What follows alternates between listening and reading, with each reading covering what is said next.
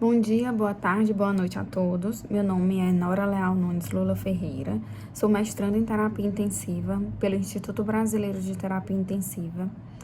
Hoje eu estou aqui para falar do meu trabalho de conclusão de curso, defender a minha dissertação, que tem como título a importância da adesão às medidas de Bundle para a prevenção de pneumonia associada à ventilação mecânica, uma revisão integrativa da literatura. Eu tenho como orientadora a professora doutora Diália Alves de Souza, e eu venho aqui falar um pouquinho, do meu trabalho, e para começar, para introduzir, eu vou falar um pouquinho sobre os conceitos. Nada mais justo de falar sobre os conceitos de ventilação mecânica, de pneumonia associada à ventilação mecânica e bundles, que é a parte teórica do trabalho. Então, vamos lá. Ventilação mecânica. Ela pode ser utilizada de forma não invasiva, como máscara facial, assim como de forma invasiva, através de tubo orotraqueal e de cânula de traqueostomia, Para que serve a ventilação mecânica? Qual a intenção de fazer uma ventilação mecânica no paciente? O paciente ele é submetido à ventilação mecânica porque ele tem algum comprometimento pulmonar e que precisa fazer uma troca de gases eficazes. Então, é para isso que o paciente é submetido à ventilação mecânica, para que ele tenha uma troca de gases eficaz. Um paciente que é submetido à ventilação mecânica, a ventilação mecânica ela pode ser de forma, ela pode substituir a ventilação espontânea de forma parcial e de forma total. A pneumonia associada à ventilação mecânica é uma complicação mais importante em unidade de terapia intensiva, compondo 85% das pneumonias nasocominais. O que é a pneumonia? Como já diz o nome, é uma pneumonia que está associada à ventilação mecânica.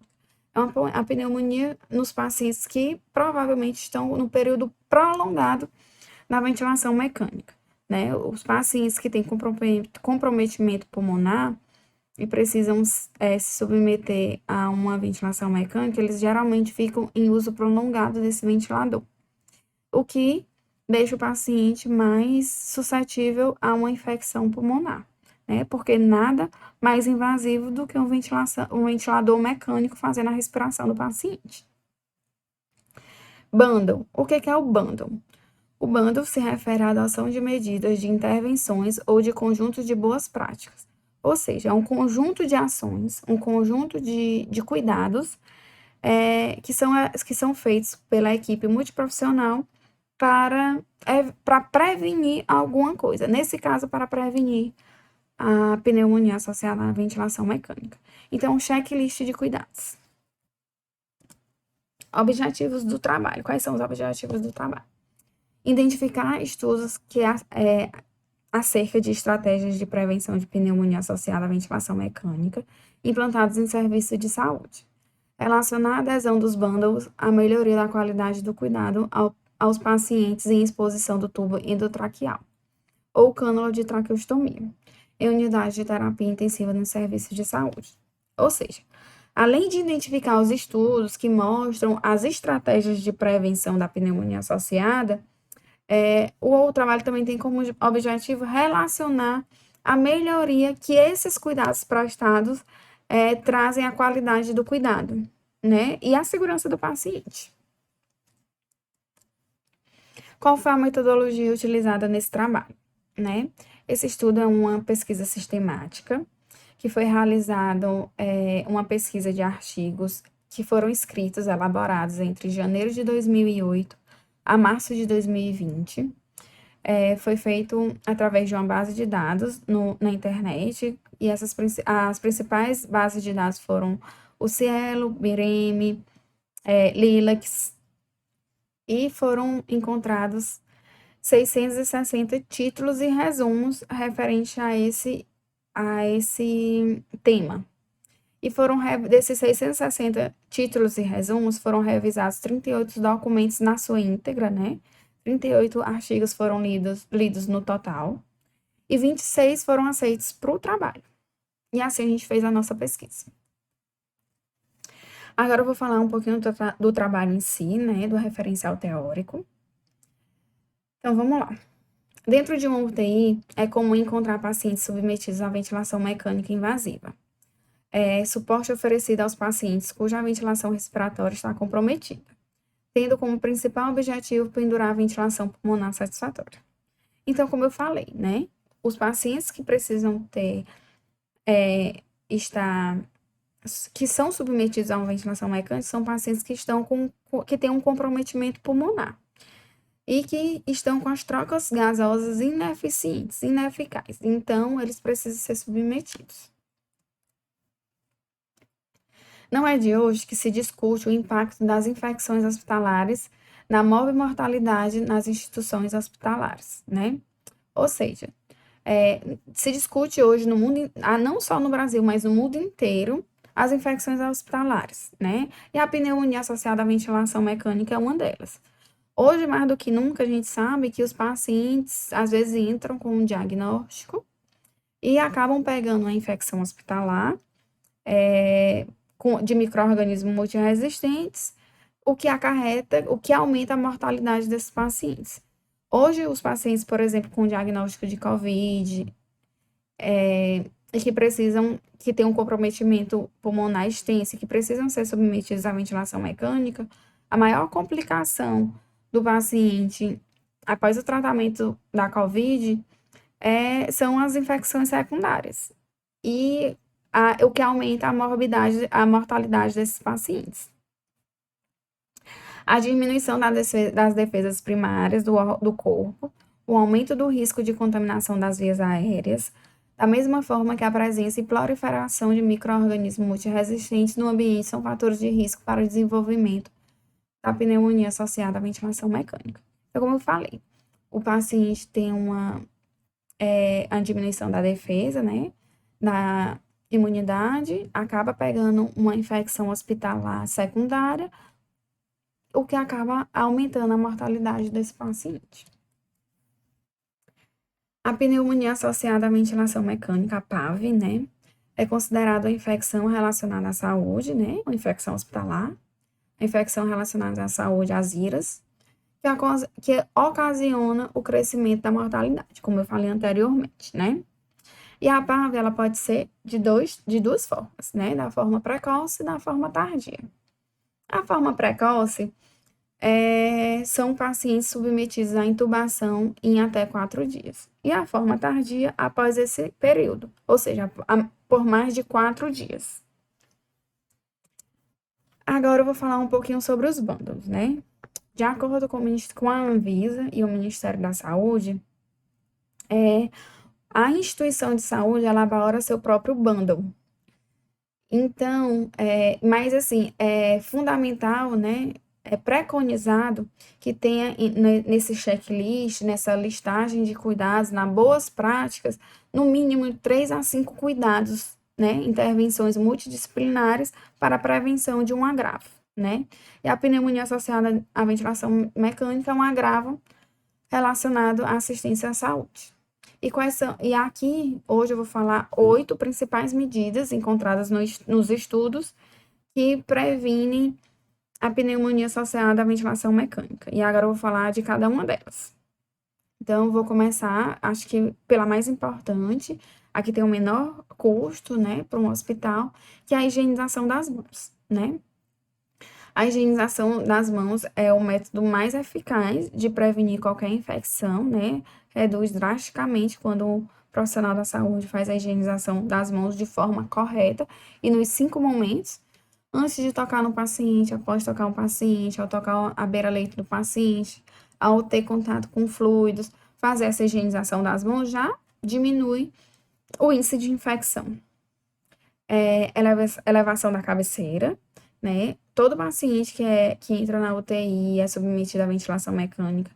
Um dos cuidados é elevar a cabeceira entre 30 graus a 45 graus, porque diminui a broncoaspiração, né, de micro-organismo presente no trato respiratório superior para o inferior, assim como broncoaspiração por exemplo, de dieta. A maioria desses pacientes estão em uso de dieta enteral, né, em sonda nasentérica, e corre o risco de um paciente broncoaspirar e se fazer uma infecção secundária, devido à broncoaspiração de micro-organismos.